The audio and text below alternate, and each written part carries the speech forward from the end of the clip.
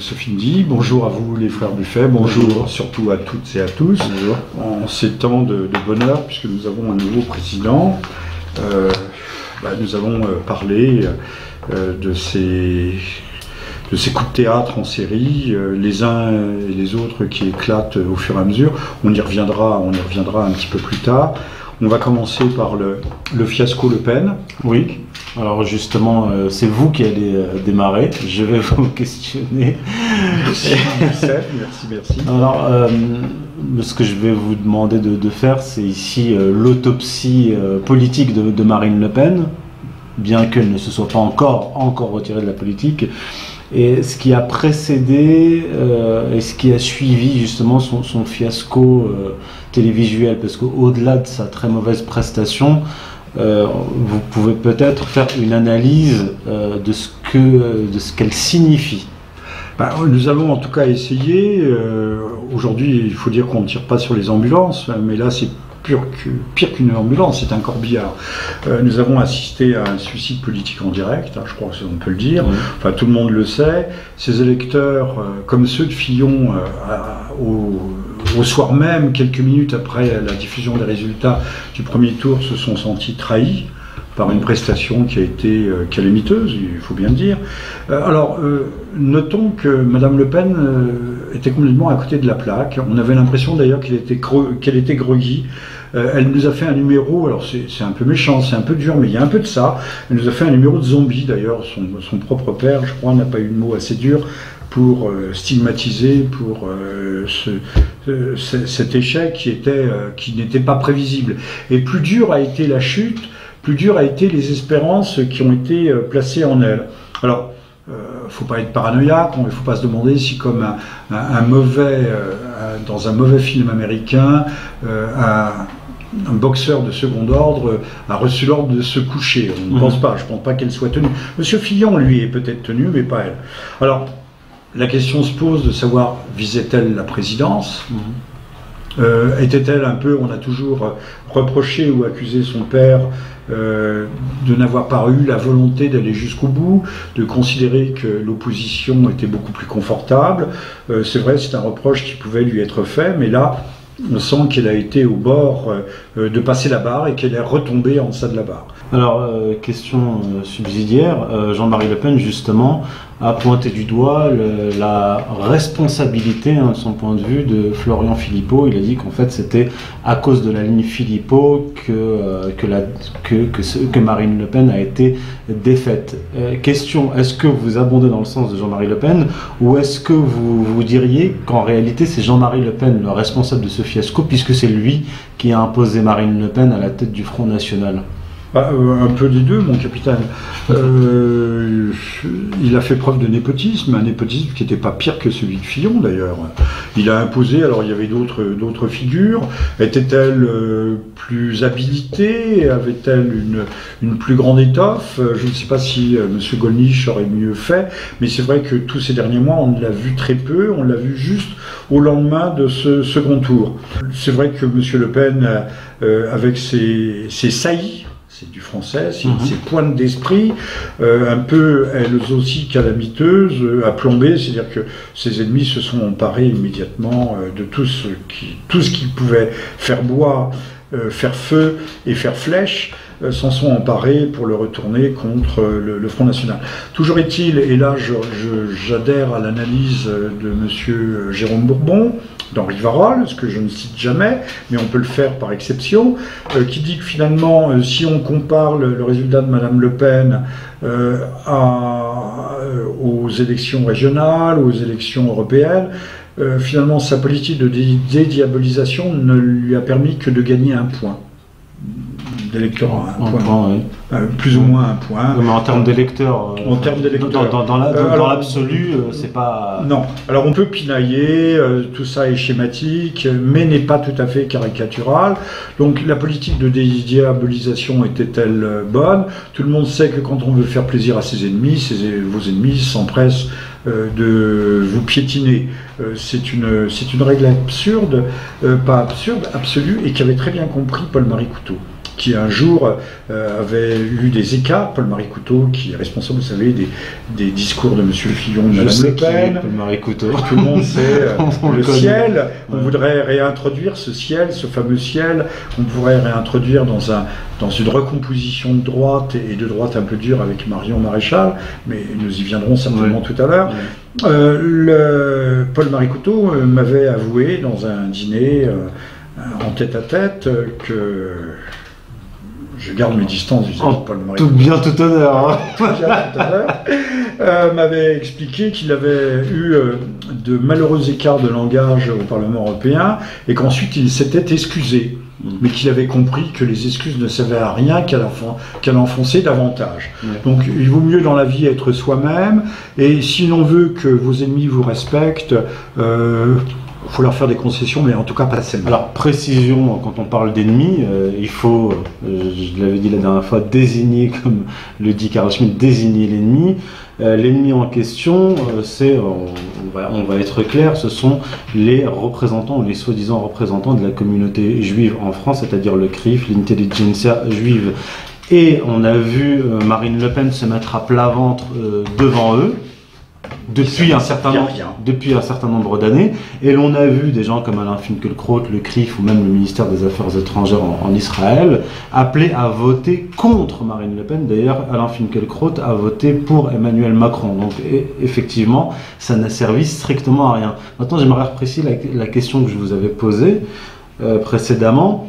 Allons maintenant dans le fond. Est-ce que vous pensez, comme Jean-Marie Le Pen, que la ligne Philippot, c'est-à-dire sortie de l'Union européenne, sortie de l'euro, et axer une campagne sur les questions économiques, socio-économiques, a été un frein, ou alors est-ce que c'est cette ligne qui a permis quand même au Front National d'atteindre près de 11 millions d'électeurs au second tour? Alors, deux réponses en deux temps. Pour le premier point, vous parlez effectivement du CRIF, mais il faut bien rappeler que le CRIF ne représente pas toute la communauté des juifs français. Je n'ai pas dit des juifs de France, contrairement à eux. On a l'impression que c'est un corps étranger qui est installé là. Des juifs français qui ont la nationalité française et qui sont français parfois depuis 4, 5 ou 6 siècles. Je pense notamment aux Alsaciens. Disons plus largement, tous ceux qui se réclament du camp vétérotestamentaire et qui sont des messianistes.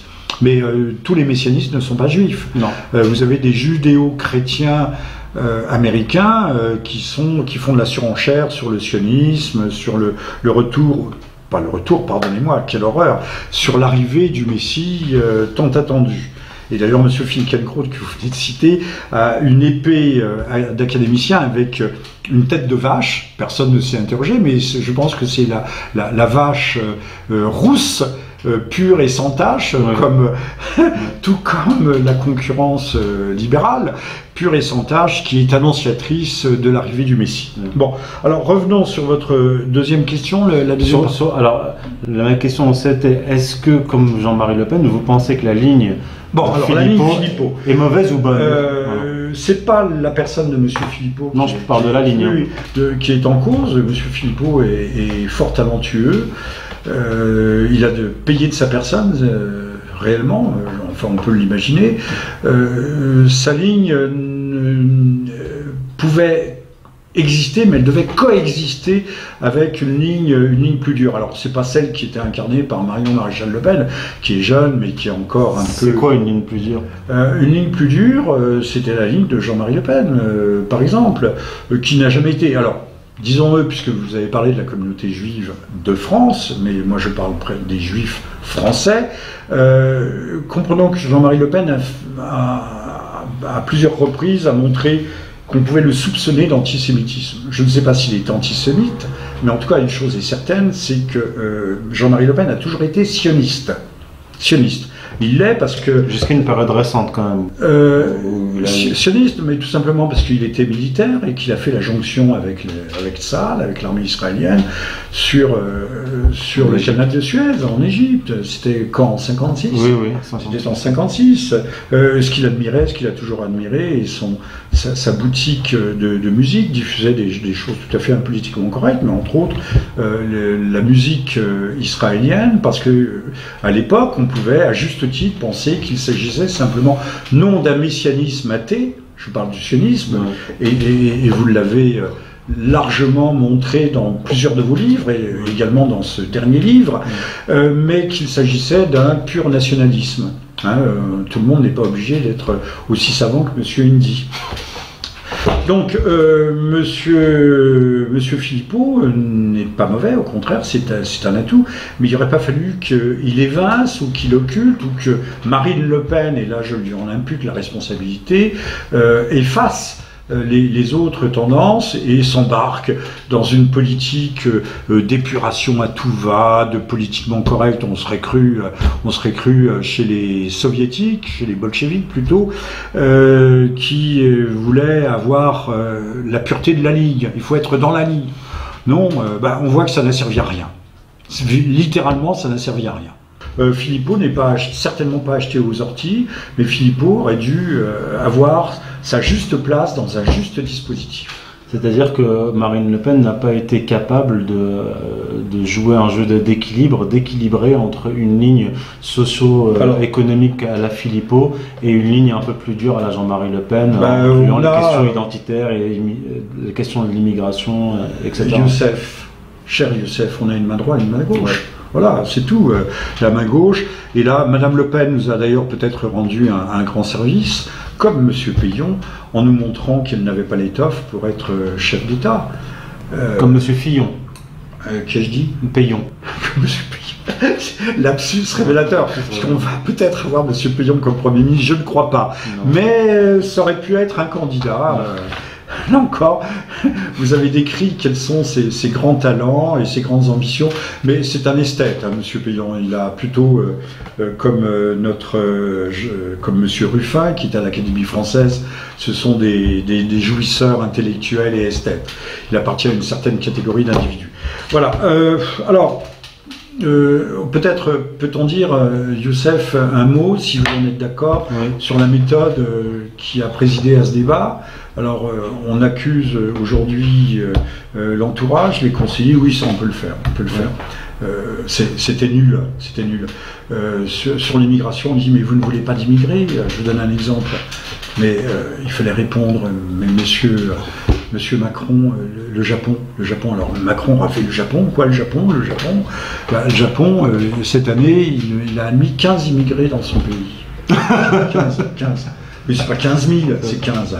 Vous voulez faire des économies, Monsieur Macron? Eh bien, écoutez, sur les 200 000 immigrés officiels qui entrent chaque année en France, effectivement, c'est ce que préconise le Front National, on en garde 15 000, mais c'est en fonction des places disponibles, comme dit Radio France, pour les concerts, pour les émissions, en fonction des places disponibles et des besoins.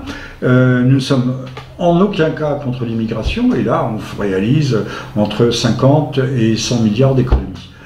Voilà, et puis on en restait là sur le débat économique, alors que c'est andouille de Madame Le Pen, c'est peu respectueux, mais enfin bon. Elle nous a tellement déçus, et de façon à ce point impardonnable, qu'on peut presque autoriser à tout dire. Il fallait pas aller sur le terrain de M. Macron, qui était son terrain de prédilection.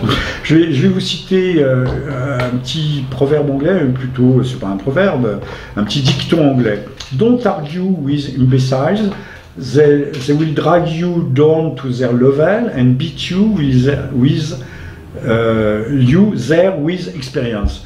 Traduction, n'argumentez pas avec les imbéciles, ils vous feront descendre à leur niveau et vous battront grâce à leur expérience. Il ne fallait pas aller sur le terrain de Macron. Je dis, il fallait dire à M. Macron, moi j'ai un programme simple, hein, on refait ce qu'a fait M. Sarkozy, ça aurait bien emmerdé Macron, c'est-à-dire qu'on défiscalise les heures supplémentaires, hein, par exemple, on allège considérablement ceux qui créent de l'emploi, c'est-à-dire les PME, les PMI, commerçants et artisans et autres, et puis voilà, Monsieur Macron, il fallait lui rappeler, mais Monsieur Macron, vous n'avez pas de programme, vous l'avez dit. Ce qu'il faut, c'est avoir une vision. Moi, Monsieur Macron, pour la France, j'ai une vision. Hein, voilà ce qu'il fallait dire. Il fallait surtout pas s'embarquer à développer un catalogue de la Redoute. Non, catalogue de la Redoute des mesures économiques, c'est ridicule. Domaine qu'elle ne maîtrise pas d'ailleurs. Au contraire de Philippot, qui maîtrise quand même ces questions mieux qu'elle. Ce n'est pas un spécialiste, mais mieux. Merci à Paul-Marie Couteau d'avoir présenté M. Philippot. C'est la même petite famille, d'avoir présenté M. Philippot à Mme Le Pen. Ceci dit, beaucoup vont vouloir débarquer Philippot maintenant. Oui. Est-ce lui véritablement le responsable? La question On va y venir. On va y venir. J'aurai l'occasion d'y venir. Bon, alors, faut-il le regretter? Non. Regretter qui? Madame Le Pen. Là. Non, je pense pas, non. Elle aurait de toute façon pas eu. Elle nous a montré, comme M. Fillon, qu'elle n'avait pas la colonne vertébrale.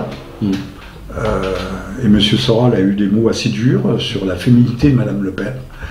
Alors, ce que j'ai dit, donc déjà avant le débat, j'avais dit ici avec vous que Marine Le Pen était trop molle, beaucoup trop molle. C'était très bien vu.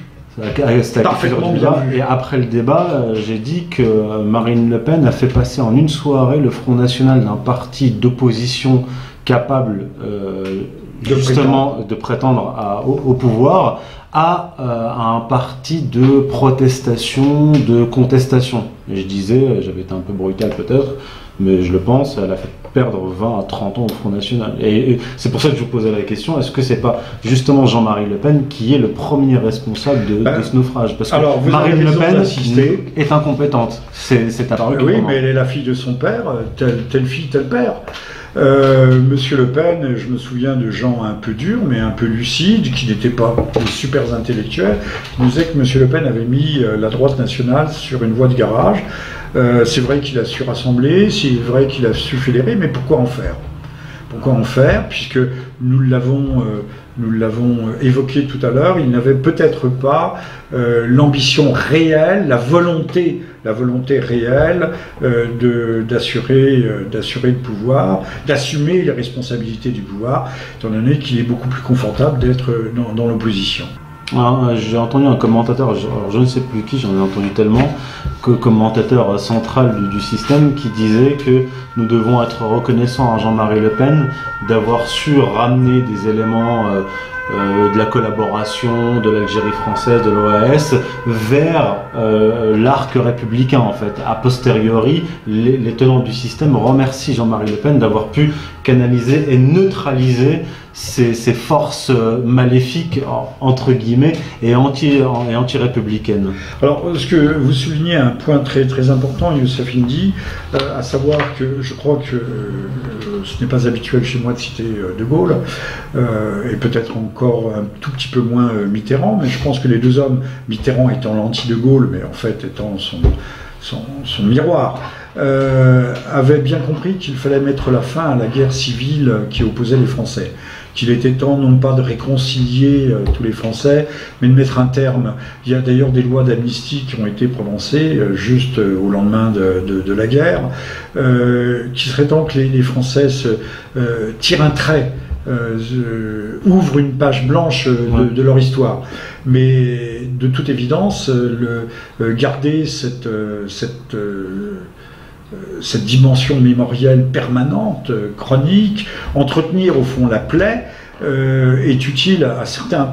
Au lieu de réconcilier les Français, de les rassembler dans un projet collectif, il vaut mieux entretenir les purulentes, les vieilles plaies. Et je crois que c'est dommage. Et c'est vrai que Le Pen avait su rassembler des hommes et des femmes qui étaient tout autant des patriotes que des nationalitaires, je n'ai pas dit des nationalistes, des nationalitaires, et qui avaient envie d'aller de l'avant. Hein, justement de remettre la France en marche, pas au sens macronien, peut-être au sens révolutionnaire, au sens républicain. C'était l'un des slogans de la France pétainiste, la France en marche. Et on sait que M. Mitterrand s'était inspiré pour l'image, sa force tranquille, avec son visage et le clocher sur fond de ciel azuréen, s'était inspiré de la propagande pétainiste, vichiste. Eh bien, monsieur Macron, qui marche dans les pas de M. Hollande, Et donc de M. Mitterrand. Et donc de M. Mitterrand. Lui a voulu mettre la France en marche, mais les Français seront bien surpris de découvrir cette référence à la France de Vichy, mais qui était une France productive, productrice. C'était une France qui était agricole. On voit un semeur qui sème dans un champ labouré, alors que maintenant, avec M. Macron, c'est la teuf. Oui, c'est ça. Petite rectification, je me souviens de qui a fait ce commentaire-là en remerciant Jean-Marie Le Pen. En fait, c'est pas un commentateur du système, c'est Thierry Messant que j'ai écouté il y a quelques jours et remercier en fait Jean-Marie Le Pen pour son action, c'est-à-dire ramener dans l'arc républicain, le champ républicain, toutes ses forces. Dans le même temps, il établit le plan d'une révolution nationale en 3 volets, travail, famille, patrie. Le secrétariat général à l'information est chargé d'en faire la promotion. Une trentaine de producteurs reçoivent commande pour des documentaires dits d'intérêt national. Les établissements VK éditeront 62 numéros de La France en marche, qui traduit en images l'idéologie de Vichy. Premier volet, le travail. Maintenant, pour ce qui est de Macron, ça va nous permettre de faire la transition. Qu'est-ce que signifie l'élection de Macron et vers quel abîme se dirige la France? Alors, Youssef, Macron. Je vais vous donner la parole sur Macron. Oui. Juste un dernier mot sur Le Pen, mais ça crée la jonction. On sait que M. Hollande, et on parle de M. Le Drian, ministre de la Défense, comme futur Premier ministre, pourquoi pas? Si ce n'est pas M. Payon, si ce n'est pas ce sera pas M. Villepin, encore moins M. Le Maire.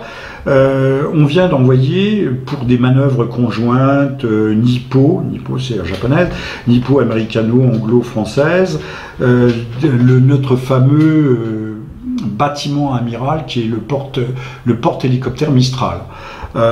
Espérons que M. Macron ne va pas nous embarquer dans un nouveau conflit, une nouvelle guerre. La boucle étant bouclée, souvenez-vous qu'on a inauguré la guerre froide par la guerre de Corée. Il y avait un corps expéditionnaire français, avant même la guerre d'Indochine. Nous avons, contrairement à ce que disent tous les... Alors là, il faut le dire, pour les ignorants et les imbéciles, qui sont parfois les deux mêmes, on n'a pas cessé d'être en guerre depuis 1945. On est en guerre tout le temps, partout et tout le temps. Alors bien sûr, c'est pas ici à Paris, c'est pas à Dijon ou à Rennes, mais nous sommes en guerre, tous les champs de bataille périphériques, et l'Europe, qui soi-disant a apporté la paix, a démarré, il faut bien le rappeler, l'Europe a démarré en 92 avec les guerres balkaniques, guerre de Bosnie, et autres, qui sont achevés en 99 avec l'écrasement de la Yougoslavie sans mandat des Nations Unies, et c'était M. Jospin, socialiste, qui avait lancé cette guerre sans même consulter à l'époque le Parlement. Rappelons-le à nouveau. Donc quand on nous dit l'Europe c'est la paix, c'est faux. Les guerres des Balkans ont démarré au lendemain de la signature du traité de Maastricht. Ouais. Et c'est le traité de Maastricht qui a rendu possible ces guerres. Bon, arrêtons d'écouter les... Oui, il faut le dire, arrêtons d'écouter les conneries qu'on nous débite à longueur de temps. Les médias, ces grands médias que les Français regardent à raison de, paraît-il, de 3h46 quotidiennement, nous promènent, ils nous hypnotisent, ils nous endorment, mais ça nous le savons. Arrêtons, essayons de revenir à penser par nous-mêmes. Alors, un dernier mot petit sur Marine Le Pen, et je vais vous passer la parole sur Macron, parce que vous êtes plus compétent que moi. Merci Marine, c'est ce que je disais tout à l'heure, de s'être plantée, parce que comme M. Fillon, elle nous a démontré qu'elle n'avait pas la stature des responsabilités, surtout si on doit assumer un conflit majeur. Alors, je ne sais pas si M. Macron l'a, mais M. Macron, lui, n'existe pas. M. Macron n'est qu'un ectoplasme, n'est qu'un hologramme transparent qui répond. Les injonctions viennent de New York, peut-être de Washington, mais surtout de Bruxelles. Voilà. Donc, et puis au moins, lui ne sera pas contesté immédiatement, bien qu'il l'ait été en fait. Dès le jour de son élection, il y avait des contestations dans la rue. Oui. Revenons aux images du CRS enflammé le jour du 1er mai, c'est peut-être la répétition de ce qui va nous arriver, parce que il y a beaucoup de Mélenchoniens qui sont en rogne, qui ne sont pas contents. et ils vont peut-être, mais pas seulement les Mélenchoniens, ils vont peut-être le faire savoir. Donc, s'il y a un conflit en Asie, ce qui à Dieu ne plaise, Monsieur Macron sera beaucoup plus à même de se démerder avec cette nouvelle conflagration, en espérant qu'elle soit très limitée et confinée. Oui, on marche, ça marche. Avant le second tour, et quelques heures avant le débat d'entre-deux tours, j'avais dit qu'il valait mieux que Marine Le Pen perde les élections et que ce soit Macron qui gagne, pour que lui et l'oligarchie qui pilote, que tout le sang des innocents retombe sur eux, pour reprendre une expression qu'on trouve dans les évangiles. Ceux qui les connaissent sauront... Et dans le Coran, non, pas vraiment. Pas sous cette forme-là. Mais... Bref, donc je disais qu'il valait mieux, dans cette période de troubles économiques, politiques, et de fragilité institutionnelle de la République française et de l'Union européenne, que ce soit Macron et son équipe qui soient au pouvoir, afin qu'ils assument la responsabilité de la catastrophe. Macron est là pour faire quoi? Il est là pour achever la domination de la finance sur la France et de tous les lobbies connexes de la globalisation. Il est là pour achever l'intégration dans l'Union européenne de la France. D'ailleurs, le 8 mai, le 9 mai, je voyais dehors, tous les bus avaient des drapeaux européens. Je n'ai vu qu'un seul bus avec un drapeau français. Le soir de sa victoire, il a fait un discours qui a suivi l'hymne européen. Donc il s'agit véritablement d'achever cette intégration dans l'Union européenne qui avait, il me semble, été pas freinée mais mise en pause pendant le quinquennat de Hollande. Mais l'intégration européenne, en fait, c'est la mondialisation. Bien sûr, parce que la construction européenne est une construction américaine. Il y a des documents désarchivés qui ont été analysés, publiés par,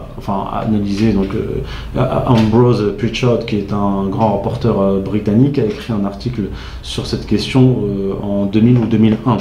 Bref, donc c'est un projet américain. L'Union européenne, l'Union européenne est le pendant politique de l'OTAN.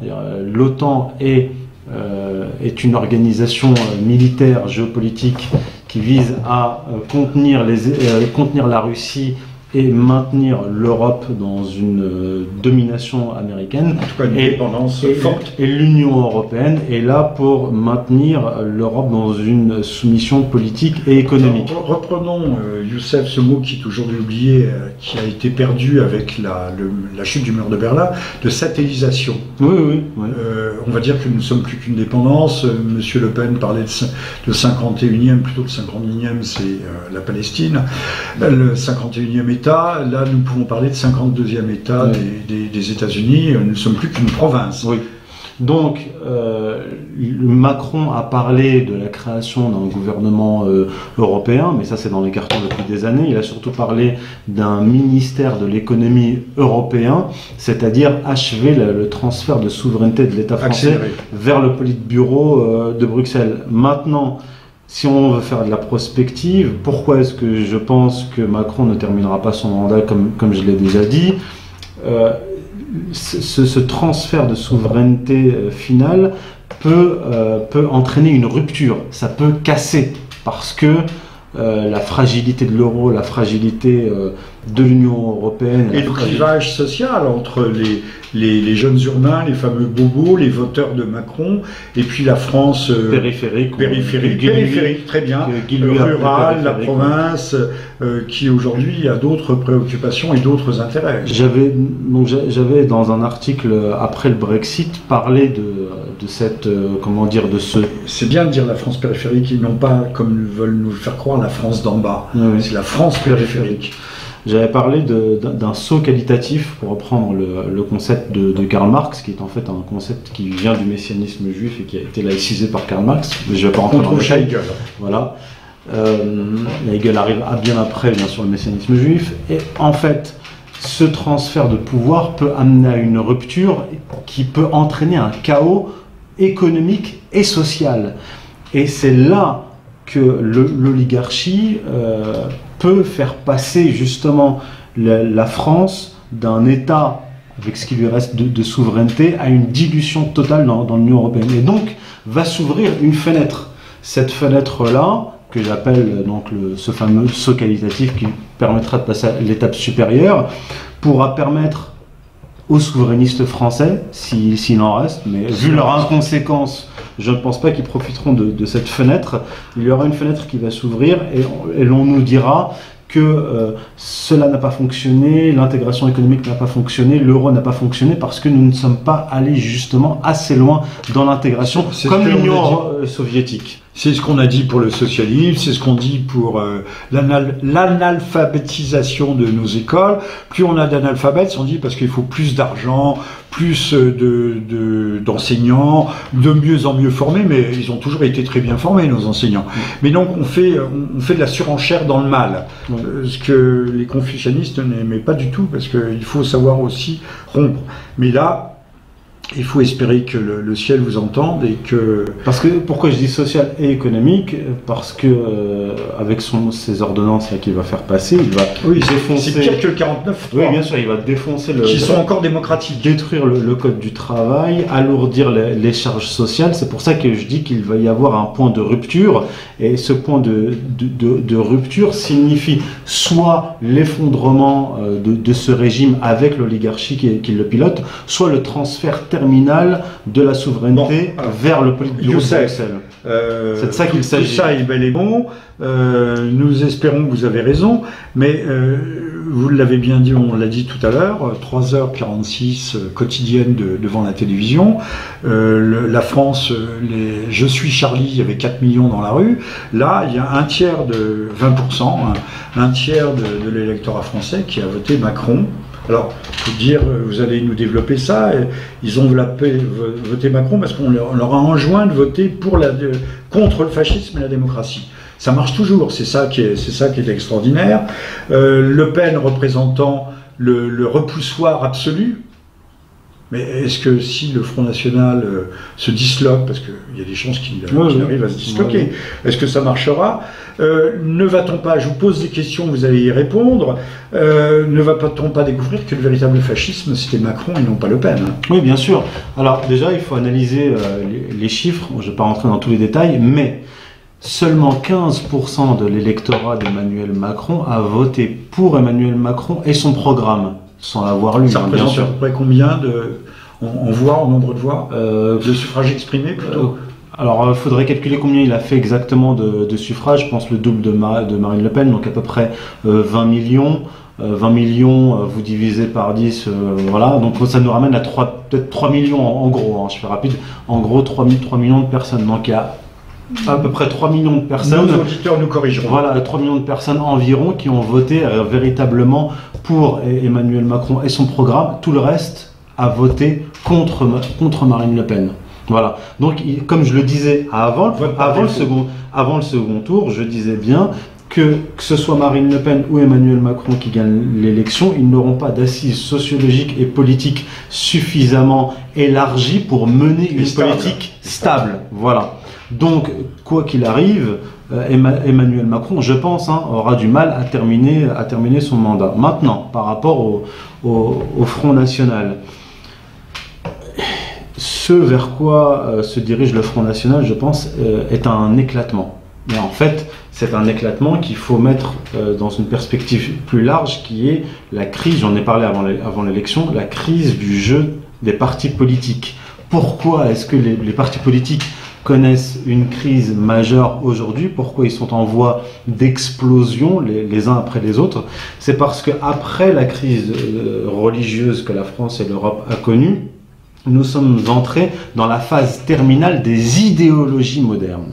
Et en fait, il n'y a plus de charpente religieuse ou idéologique spirituelle, oui, pour maintenir une cohésion sociale, oui, anthropologique et même politique. Appelons ça un consensus collectif, un véritable consensus. Et des partis politiques. Donc avec la disparition de ces idéologies modernes, qui sous-tendent bien sûr les partis politiques, ces partis sont en train d'imploser. Donc nous n'avons plus les uns après les autres. Nous n'avons plus des partis politiques, nous avons des sous-partis qui se partagent des idées et non plus des idéologies. Et dans ce cadre-là, on peut comprendre... Mais même pas des idéaux. Oui, c'est des idées. Et là, on peut comprendre pourquoi est-ce que même le Front National... Universel, le tirage au sort... Même le Front National ne survivra pas à cette crise des idéologies. Donc, à cet éclatement. Vers quoi on se dirige? On voit la rupture nette au Front National. On voit la ligne qui est pointée du doigt, par exemple, par Jean-Marie Le Pen et d'autres, Robert Ménard et d'autres, c'est-à-dire ils pointent du doigt la ligne de Philippot, qui est en gros gaulo-chevènementiste et républicaine, sur une ligne socio-économique de gauche. Et il y a d'autre part la ligne sociétale, c'est-à-dire la permissivité. Oui. Et il y a d'autre part la ligne identitaire, on va dire anti-immigration, anti-islam, et la création donc d'un sous-parti de droite ou d'extrême droite qui va se regrouper autour de ces petites idées, c'est-à-dire anti-immigration, anti-islam, et c'est ce qu'appelle d'ailleurs de ses voeux depuis longtemps Éric Zemmour. Et il demande à l'UMP, qui est devenu les Républicains, il veut des partis communautaristes en quelque sorte, de s'allier avec ce Front National identitaire et de faire à l'extrême droite, au Front National, ce que Mitterrand a fait au Parti communiste, c'est-à-dire le plumer. Mais dans le cadre actuel... Plumons la volaille communiste. Voilà. Dans le cadre actuel, ce qu'on va avoir, donc, ça va être la subdivision du Front National avec la ligne Philippot qui peut-être s'alliera avec Nicolas Dupont-Aignan pour créer peut-être un nouveau parti, et un parti identitaire néoconservateur, ce qu'appelle de ses voeux en fait Éric Zemmour, et avec le retour de Marion Maréchal Le Pen qui n'a certainement quitté la politique que temporairement pour revenir dans une sorte de parti. Alors je conclus. Ce que je veux expliquer, faire bien comprendre, c'est que dans ce contexte d'éclatement des idéologies, on va avoir un parti identitaire qui, en fait, comme le Front National, in fine, n'aura fait ou ne fera que neutraliser une partie de la population française, comme le fait l'extrême gauche et aujourd'hui Jean-Luc Mélenchon. Mais ça peut être une stratégie politique de la part de cette gauche qui n'a pas su exercer le pouvoir, mais qui sait très bien défendre ses positions. Et d'une certaine manière, le futur parti identitaire néoconservateur jouera à la droite ou à l'extrême droite le même jeu que joue l'extrême gauche. Youssef, merci pour cet exercice de prospective qui n'est pas neutre et qui n'est pas loin d'être nul évidemment. Je voudrais qu'on revienne de façon plus factuelle sur la personnalité de Macron et son ascension fulgurante.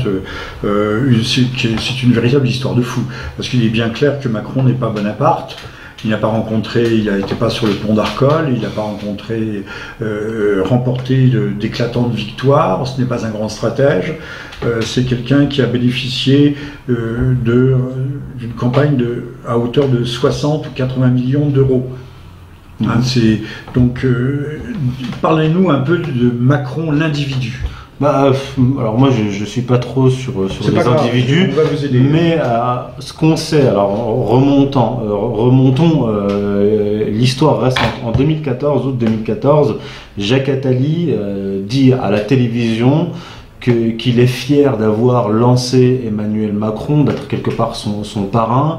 Il a dit qu'il serait un jour président de la République. Alors c'était un parfait inconnu en 2014, au départ il était au cabinet de l'Élysée, puis il est devenu ministre de l'économie et des finances, ça on le sait, et donc on sait que c'est Alain Minc et Jacques Attali qui ont lancé au départ Emmanuel Macron, c'est Alain Minc au départ qui l'a présenté à Rothschild, donc il s'est retrouvé à la banque Rothschild, et c'est donc, si j'ai bien suivi l'histoire, c'est Jacques Attali qui l'a fait entrer en politique et qui annonçait dès 2014 qu'il serait le futur président. À partir de l'année dernière, il y a un an, il lance son mouvement En Marche, sans aucun militant, une création totalement artificielle. 60 à 80 millions d'euros pour sa campagne. En 2016, qu'on a trouvé dans le pas d'un cheval, comme on disait autrefois. En 2016, comme on l'a déjà rapporté, il a fait 71 de magazines et de journaux. Il a fait l'objet de dizaines de milliers d'articles, donc une promotion. Alors, on peut parler, Youssef, de bombardement médiatique. Oui. Du point de vue, là, il y aurait un thème de réflexion que nous ne conduirons pas aujourd'hui, sur la puissance de feu des médias, sur le contrôle des médias, sur le cartel médiatique qui a réussi à nous imposer un homme qui était parfaitement inconnu des Français il y a encore un an. On est dans ce que je n'aime pas de bord, pas spécialement. Vous savez, le pape du situationnisme. Nous sommes dans l'acmé de la société du spectacle. Oui. Alors, a-t-on atteint un sommet indépassable? Les Français vont-ils tout d'un coup se réveiller? Mais l'affaire de Je suis Charlie, c'était 4 millions de personnes dans la rue, et il devait y en avoir beaucoup plus, c'était il y a 2 ans, 3 ans. 2015, donc c'est moins vieux que ça. Vous voyez, les années passant tellement vite. Comment peut-on... Il est clair que Macron a un talent, c'est un vendeur-né. J'ai dit ici que c'était un mauvais acteur, qui sonnait faux, mais je suis pas le seul à l'avoir remarqué, qu'on n'y croyait pas trop, qu'il avait certainement une personnalité un peu entachée de sociopathie, c'est-à-dire un peu schizoïde. C'est donc un vendeur-né. Hein, je vous apporte ces éléments pour que vous réagissiez. Et chose extrêmement intéressante, c'est l'homme du ni-ni. C'est l'homme ni à gauche ni à droite. J'ai noté ici que l'impératif de voter Macron au deuxième tour ne requérait aucune véritable adhésion. Ni oui, ni non. George Orwell, le grand George Orwell, qui avait publié 1984, l'année de sa mort d'ailleurs, à travers la novlangue, avait bien vu que la double pensée, ce qu'on appelle aussi la double contrainte, pensée antagoniste, antinomique, est destinée à empêcher la représentation véritablement d'une chose. Donc nous avons en Macron une sorte d'hologramme, cet hologramme qui interdit tout véritable jugement, qui entraîne une indifférenciation des éléments de la réalité. Hein, là on fait un tout petit peu de philosophie, mais vous allez réagir. Le pouvoir séparateur, discriminant, différenciateur du langage est annihilé par le caractère englobant et l'indifférenciation de l'image. Et j'avais conclu dans mon petit topo, il y a du Cahuzac dans cet homme-là. Alors...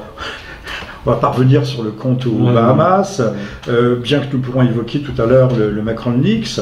9 gigaoctets d'informations qui ont été diffusées. Alors sont-elles vraies, sont-elles fausses, sont-elles entachées d'erreurs? Nous ne le saurons pas immédiatement.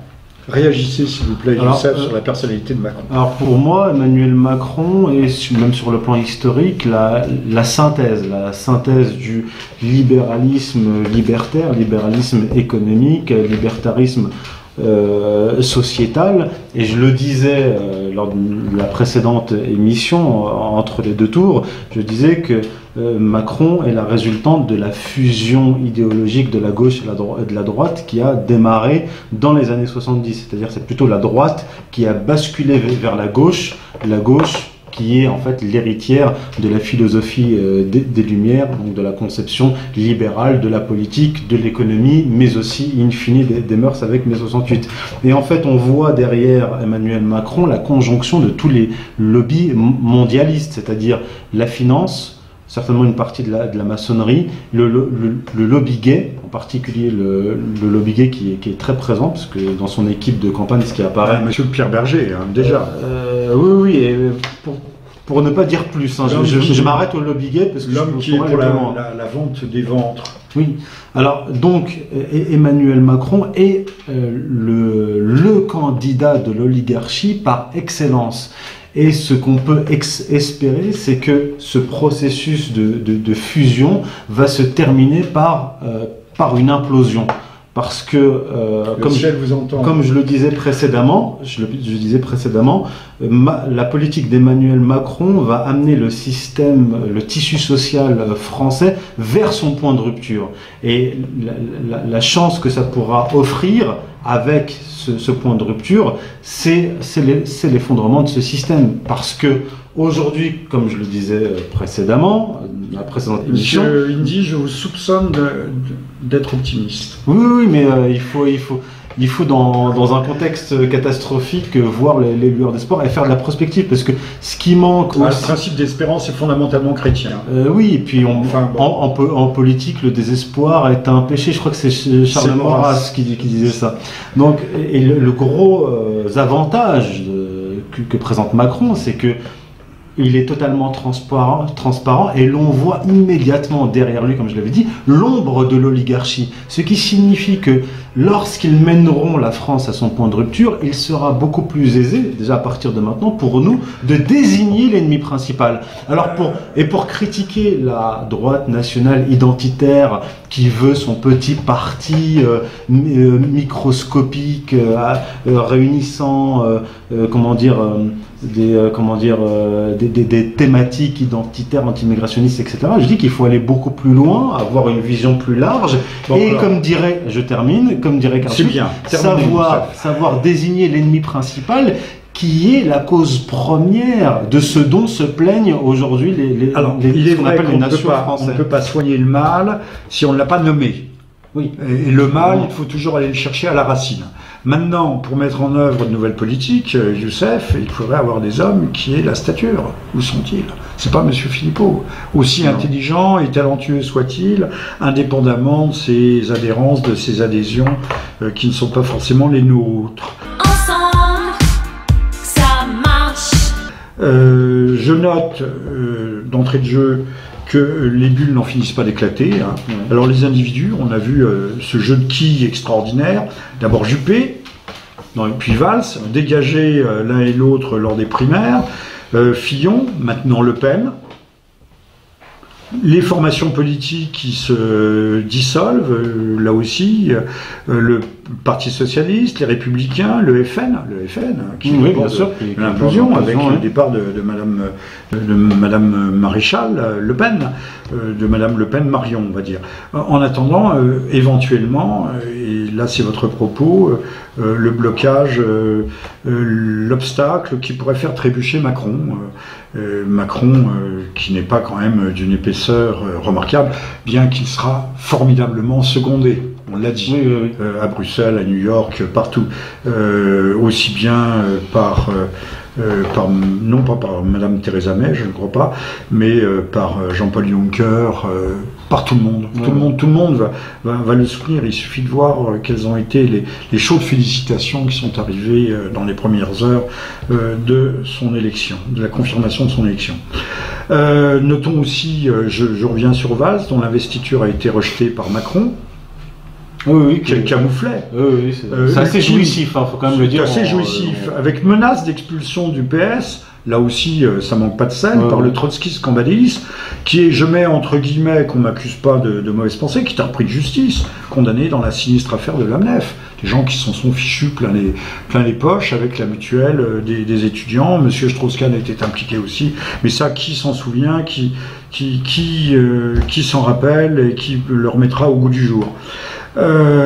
Tout ça est à mettre au regard, d'ailleurs, il se passe beaucoup de choses à travers le monde, au regard du limogeage, mais là on va passer là-dessus, du patron du FBI, du jamais vu depuis 1993, Nixon et l'affaire du Watergate. Alors, les choses vont-elles consolider Trump ou vont-elles se retourner contre lui? Faut patienter. Faut patienter, oui, la wait and see, comme disent les Anglais, attendre et voir.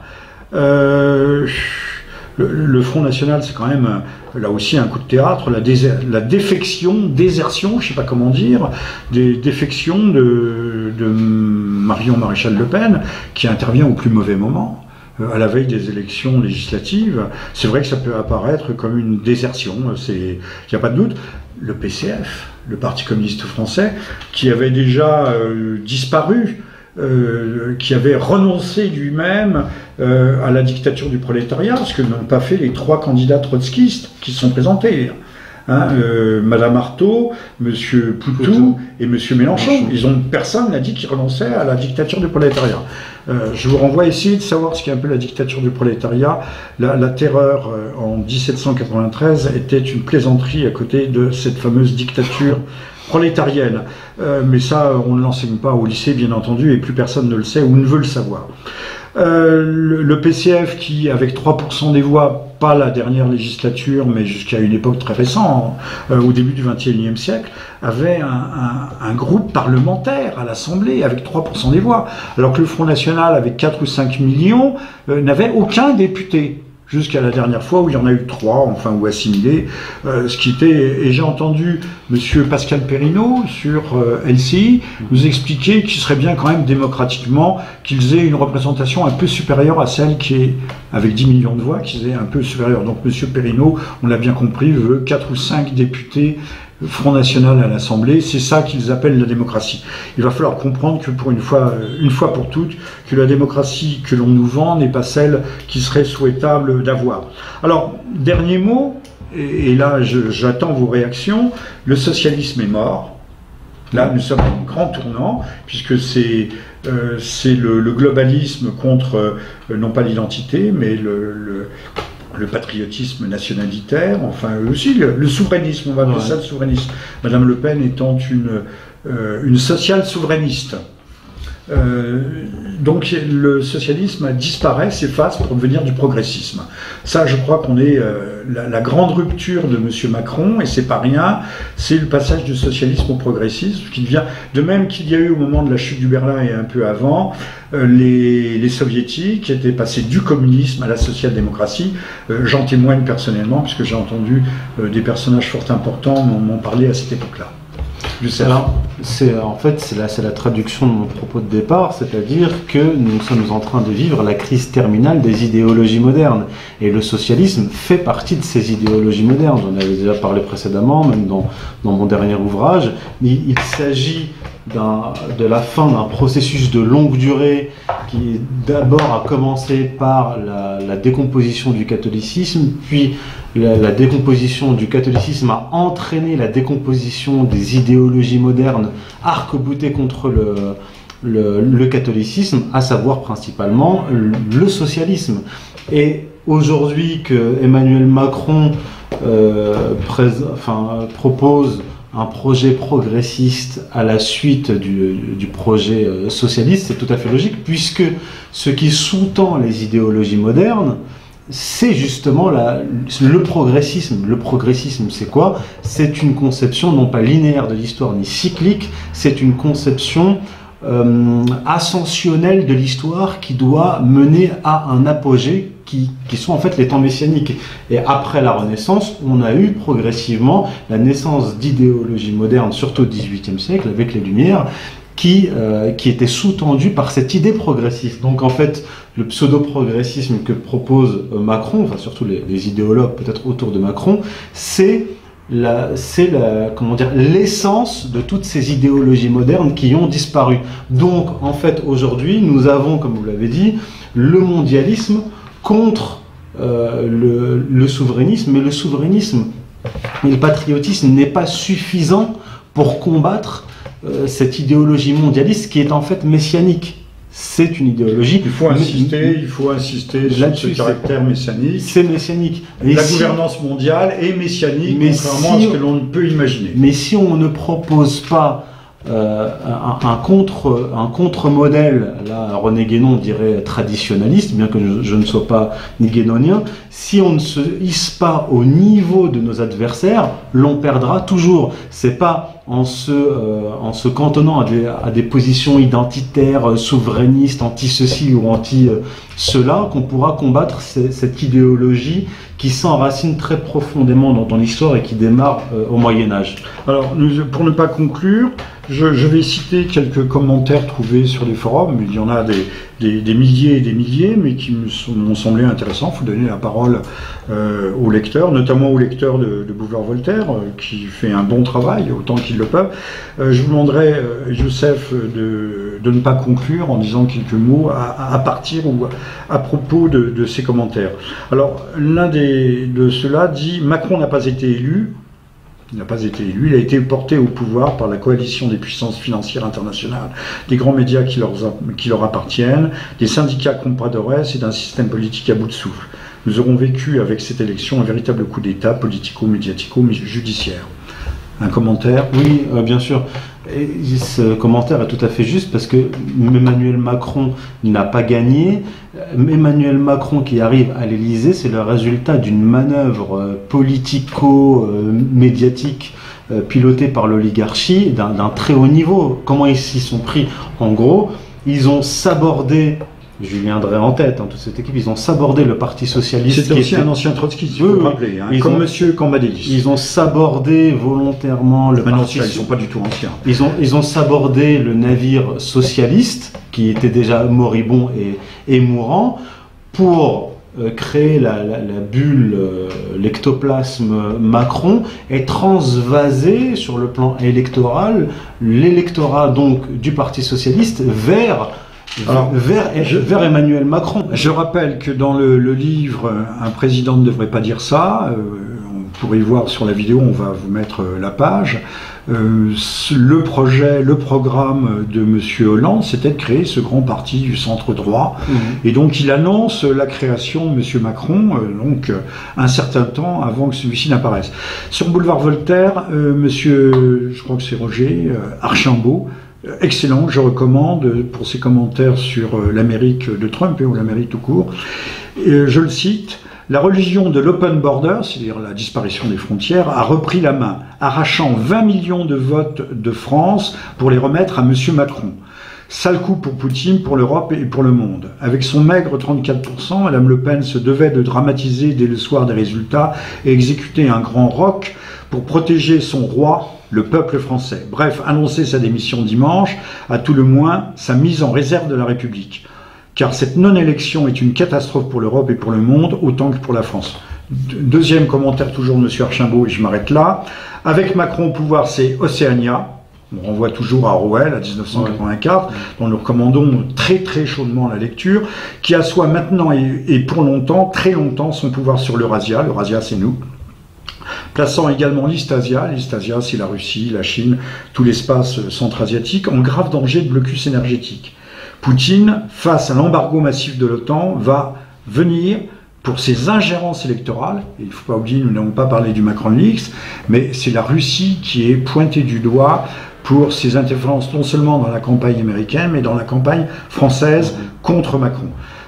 Donc l'embargo massif de l'OTAN contre la Russie à venir, pour ses ingérences électorales, sera-t-il acculé à la guerre à la veille de ces élections présidentielles de 2018? On en parle beaucoup, en attendant la Chine. Et là, nous savons qu'il y a des grandes manœuvres qui sont en cours dans la mer du Japon. Commentaire, dernier, conclusion? Alors, il est particulièrement pessimiste en disant que c'est de manière définitive qu'il crée cette Océania contre la Russie. Ce qu'on appelle vulgairement la thalassocratie. Oui, alors lui, il pense que l'oligarchie, avec l'élection de Macron, s'installe définitivement à la tête de la France. Mais si on étudie les courants de longue durée, comme je l'ai exposé précédemment, ce pouvoir de l'oligarchie sur la France via Macron est extrêmement fragile. Et lorsqu'ils mèneront la France à son point de rupture, je pense que ça leur explosera au visage. Oui, Macron, une carte qui a été abattue. C'est pas de l'optimisme, hein. Je ne fais que poursuivre les courbes. Hein. Macron n'est pas un signifiant maître, n'est pas non plus un atout maître, c'est une carte qui a été jetée sur la table. Maintenant, on sait très bien que le poker est basé sur le bluff. Maintenant, ce bluff marchera-t-il, fonctionnera-t-il pendant longtemps? Il y a une dimension qui va mener l'oligarchie vers le mur, c'est le concept grec d'hybris ou d'hubris, tout dépend comment le... C'est cette volonté de puissance actualisée qui est démesurée et qui fait perdre... Vous nous parlez de Chuspa, là. Oui, de Chuspa, et qui fait perdre en fait aux tenants de l'oligarchie la vision réelle et réaliste des choses. Et c'est ce qui, je pense, je l'espère aussi, les mènera vers le mur. Parce que ce qui stoppe l'hybris ou l'hubris, c'est l'obstacle extérieur. Il ne s'arrête jamais de lui-même. En grec, hubris. Voilà. Le upsilon se transformant en y. Youssef, merci à vous, merci à vous. toutes et à tous, merci aux frères Buffet, Merci. et on se donne rendez-vous très bientôt, Si Dieu le veut.